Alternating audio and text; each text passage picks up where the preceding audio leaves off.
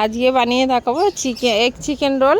Egg chicken roll বানাতে আমি এখানে নিয়ে নিয়েছি ক্যাপসিকাম কুচি, পেঁয়াজ কুচি, টমেটো কুচি একটু কুচিয়ে নিয়ে নিয়েছি, আর কাঁচা লঙ্কা কুচি, ধনেপাতা কুচি সব একে একে কড়াইয়ের মধ্যে দিয়ে ভেজে নেবো ভালো করে। তার মধ্যে মাংসর কিমা নিয়ে নিয়েছি, আর আদা রসুন শুকনো লঙ্কা গ্রেট করে নিয়েছি একটু ক্রাশ করার মতন।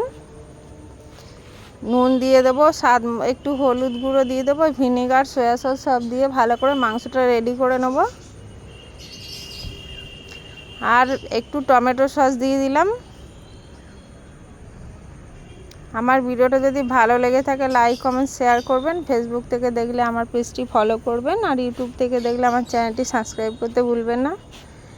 এভাবে করে পুরটা রেডি করে নিয়েছি। এবারে দুটো ময়দার ডো নিয়ে পরোটা ভেজে নিয়েছি। এবার এগগুলো ঘুলিয়ে এর মধ্যে দিয়ে দেবো।